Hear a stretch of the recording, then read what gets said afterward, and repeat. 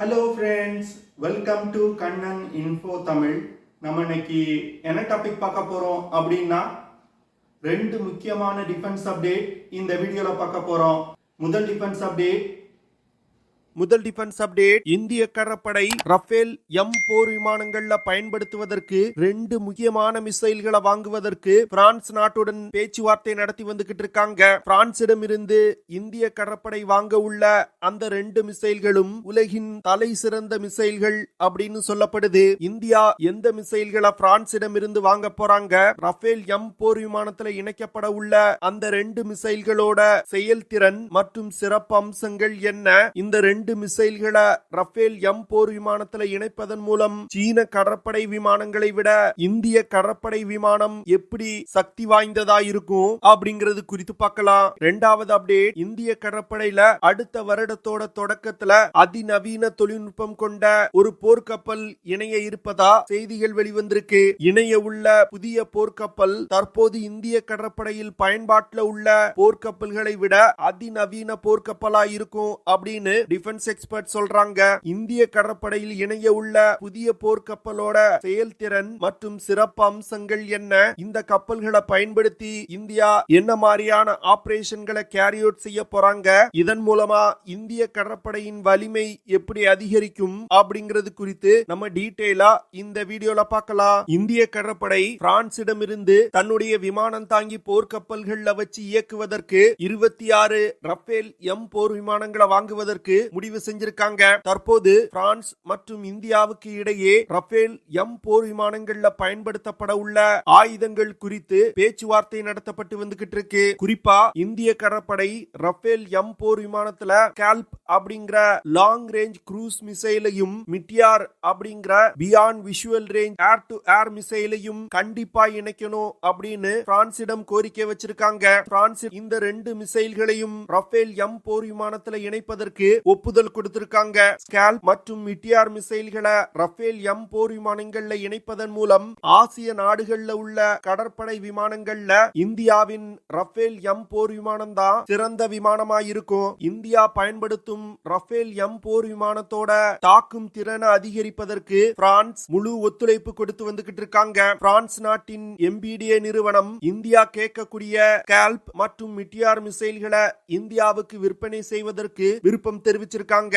India இந்த scalp மிசைல பிரான்சிடம் இருந்து வாங்குவதற்கு முக்கியமான காரணம், தற்போது நடந்து வரும் உக்ரைன் ரஷ்யா போர்ல உக்ரைன் இந்த ஸ்கால்ப் மிசைல பயன்படுத்தி ரஷ்யாவுடைய ஒரு நீர்மூழ்கி கப்பலை மூழ்கடிச்சிருக்காங்க. அது மட்டும் இல்லாம உக்ரைன் இந்த ஸ்கால்ப் மிசைல பயன்படுத்தி ரஷ்யாவின் பிளாக் சி பிளீட் மீது கடுமையான தாக்குதல்களை நடத்தியிருக்காங்க. இந்த தாக்குதல் ரஷ்யாவுக்கு மிகப்பெரிய சேதத்தை ஏற்படுத்தி இருக்கு. இதனை தொடர்ந்துதான் இந்தியாவும் இந்த ஸ்கால்ப் மிசைல தன்னுடைய ரஃபேல் எம் போர் விமானங்களை இணைப்பதற்கு அதிக முனைப்பு காட்டி வர்றாங்க. கடந்த 20 வருடங்களா சீனா தன்னுடைய கடற்படையை வலிமைப்படுத்துவதற்கு பல திட்டங்களை செயல்படுத்தி வந்துகிட்டு இருக்காங்க. குறிப்பா விமானம் தாங்கி போர்க்கப்பல் மற்றும் விமானம் தாங்கி போர்க்கப்பல்ல வச்சு இயக்கக்கூடிய ஃபைட்டர் ஜெட் விமானங்களை டெவலப் செஞ்சிருக்காங்க. சீன கடற்படையில அமெரிக்காவுக்கு போட்டியா 1,00,000 டன் எடை கொண்ட சூப்பர் கேரியர் விமானம் தாங்கி போர்க்கப்பல்கள் இணைக்கப்பட்டிருக்கு. அது மட்டும் இல்லாம அந்த சூப்பர் கேரியர்கள்ல பயன்படுத்துவதற்கு தேவையான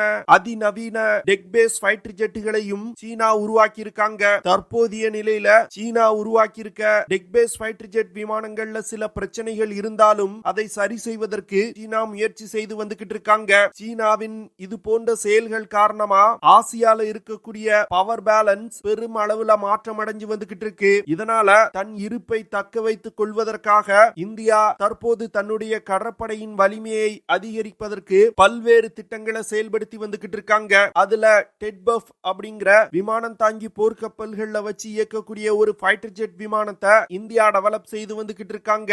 அந்த விமானம் டெவலப் செய்யப்பட்டு வரும் காலகட்டத்தில் பயன்படுத்துவதற்காக தான் இந்தியா பிரான்சிடம் இருந்து 26 ரஃபேல் எம் போர் விமானங்களை வாங்கியிருக்காங்க. தற்போதைய நிலையில இந்திய கடற்படை விமானங்கள்ல இருந்து இயக்குவதற்கு MiG-29K விமானங்கள் தான் பயன்படுத்தப்பட்டு வருது. வருது. இந்த விமானத்துல பல்வேறு பிரச்சனைகள் இருக்கு. இதன் காரணமாக தன்னுடைய கடற்படை விமானங்களின் வலிமையை அதிகரிப்பதற்காக பிரான்சிடமிருந்து இந்த ரஃபேல் எம் போர் விமானங்களை வாங்குறாங்க. இந்தியாவுக்கு டெக் பேஸ் ஃபைட்டர் ஜெட்டுகளை சப்ளை செய்வதற்கு பிரான்ஸ் மற்றும் அமெரிக்கா போட்டி போட்டாங்க. பிரான்ஸ் ரஃபேல் எம் போர் விமானத்தை இந்தியாவுக்கு கொடுப்பதற்கு முன் வந்தாங்க. அமெரிக்கா FA-18 சூப்பர் ஹார்னட் விமானத்தை கொடுப்பதற்கு முன் வந்தாங்க. ஆனா பிரான்ஸ் இந்தியாவுக்கு கொடுக்கக்கூடிய இரண்டு முக்கியமான விஷயங்களை அமெரிக்காவால் தர முடியாது. அதாவது பிரான்ஸ் இந்தியாவுக்கு கொடுக்கக்கூடிய ரஃபேல் எம் போர் விமானங்களை கொண்டு ஒரு அணு ஆயுத தாக்குதல் நடத்த முடியும். ஆனா அமெரிக்கா ஒரு நியூக்ளியர் மிசைல தன்னுடைய விமானத்துல எடுத்து சென்று தாக்குதல் நடத்துவதற்கு ஒப்புக்கொள்ள மாட்டாங்க. இரண்டாவது விஷயம், ரஃபேல் எம் போர் விமானத்துல அதிநவீன தொழில்நுட்பம் கொண்ட ஆப்டிகல் சிஸ்டம் இருக்கு. இதனால ஸ்டெல்த் தொழில்நுட்பம் கொண்ட விமானங்களை கூட கண்டுபிடிக்க முடியும். இவ்வளவு அதிநவீன ரஃபேல் எம் போர் விமானத்துல ஸ்கால்ப் அப்படிங்கிற இந்த மிசைல் இணைக்கப்படும் பொழுது ரஃபேல் எம் போர் விமானத்தோட தாக்கும் திறன் மிகப்பெரிய அளவில் அதிகரிக்கும். இந்த ஸ்கால்ப் மிசைல UK மற்றும் பிரான்ஸ் நாடுகள் இணைந்து உருவாக்கி இருக்காங்க. இந்த ஸ்கால்ப் மிசைல UKல ஸ்டார்ம் ஷேடோ அப்படின்னு சொல்லுவாங்க. இந்த மிசைல் 1300 கிலோகிராம் எடை கொண்டது. ஸ்கால்ப் மிசைல்னால 450 கிலோகிராம் எடை கொண்ட வெடிபொருளை சுமந்து சென்று தாக்குதல் நடத்த முடியும். இந்த ஸ்கால்ப் மிசைலோட சிறப்பு அம்சமே அந்த மிசைல்ல பயன்படுத்தப்படும் வெடிபொருள் தான். அதாவது ஸ்கால்ப் மிசைல்ல பிளாஸ்ட் பிராக்மெண்ட் வார்ஹெட்கள் பயன்படுத்தப்படுது. இதனால இந்த மிசைல்களை பயன்படுத்தி ஒரு தாக்குதல் நடத்தும் பொழுது வலிமையான கட்டமைப்பு கொண்ட கட்டிடங்கள் மற்றும் போர்க்கப்பல்களுக்கு பலத்த சேதத்தை ஏற்படுத்த முடியும். இந்த மிசைலை இயக்குறதுக்கு TRI-6030 டர்போஜெட் இன்ஜின் பயன்படுத்தப்படுது. ஸ்கால்ப் மிசைல்னால 550 கிலோமீட்டர் தூரத்துல உள்ள இலக்குகளை மிக துல்லியமா தாக்க முடியும். இந்த மிசைல்னால 1200 கிலோமீட்டர் வேகத்துல பறந்து சென்று இலக்கை தாக்க முடியும். ரஃபேல் எம் போர் விமானத்துல இணைய உள்ள இரண்டாவது missile Meteor beyond visual range air to air missile. தற்போதைய நிலையில இந்த மிசைல் தான் உலகின் தலை சிறந்த beyond visual range air to air missile.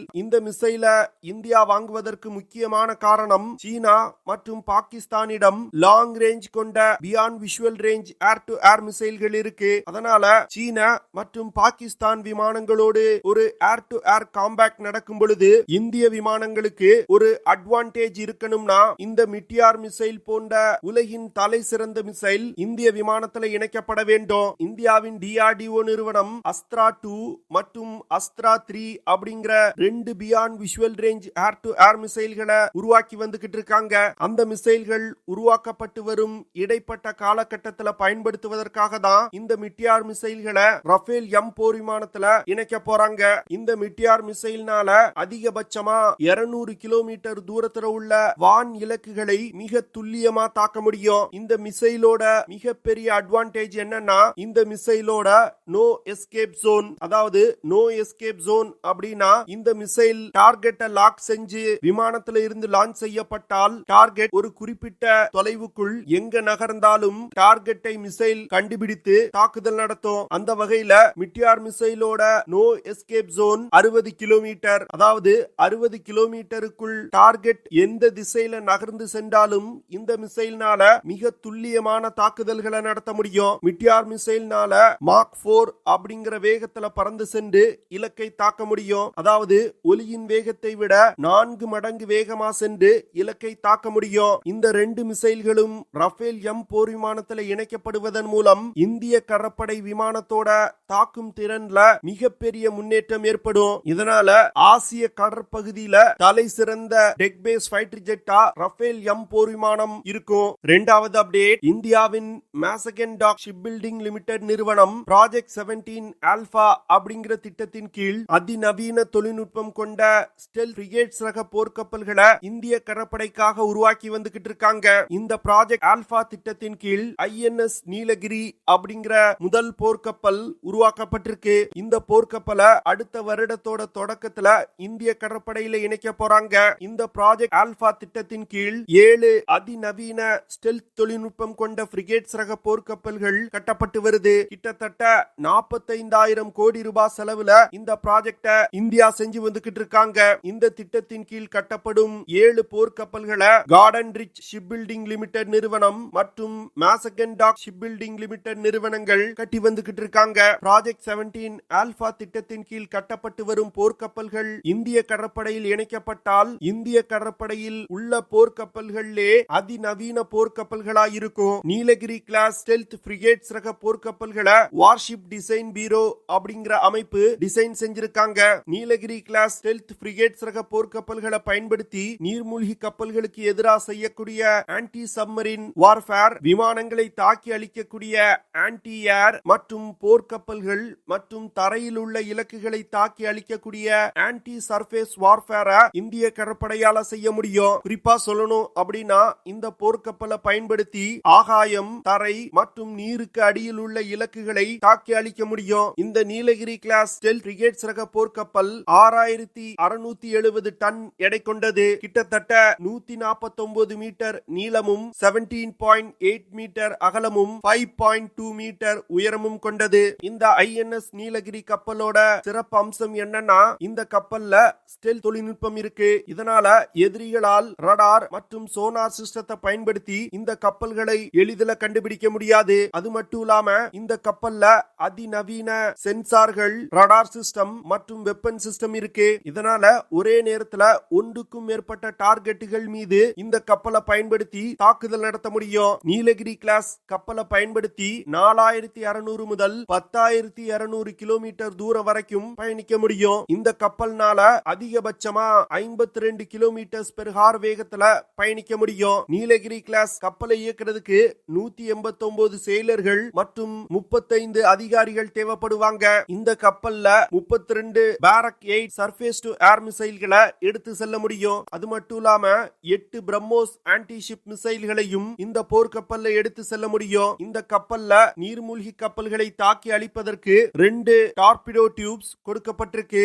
இந்த டார்பிடோ டியூப்ஸ்ல இருந்து வருணாஸ்திரா டார்பிடோக்களை லான்ச் செய்ய முடியும். அது மட்டும் இல்லாம நீர்மூழ்கி கப்பல்களை தாக்கி அழிப்பதற்கு 2 RBU 6000 ஆன்டி சப்மரின் ராக்கெட் லான்ச்சர்களும் இணைக்கப்பட்டிருக்கு. இந்த கப்பல்ல இருந்து 2 HAL துரு இல்லன்னா சீக்கிங் ஹெலிகாப்டர்களை ஆபரேட் செய்ய முடியும். குறைவான தூரத்தில் உள்ள இலக்குகளை தாக்குவதற்கு ஒரு ஓட்டே மெலோரா 76mm நேவல் கன் இணைக்கப்பட்டிருக்கு. அடுத்து 2 AK-630M க்ளோஸ் இன் வெப்பன் சிஸ்டமும் இந்த கப்பல்ல இணைக்கப்பட்டிருக்கு. இது போன்ற பல்வேறு விதமான ஆயுதங்கள் இந்த கப்பல்ல இணைக்கப்பட்டிருக்கிறதுனால இந்த கப்பல் இந்திய கடற்படையில் இணைக்கப்பட்டால் இந்திய கடற்படையோட வலிமை பல மடங்கு அதிகரிக்கும். இந்திய பெருங்கடல் பகுதியை இந்தியாவால் தொடர்ந்து தன்னுடைய கட்டுப்பாட்டுல வச்சிருக்க முடியும். ஓகே ஃப்ரெண்ட்ஸ், நம்ம வீடியோவோட நிறைவு பகுதிக்கு வந்துட்டோம்.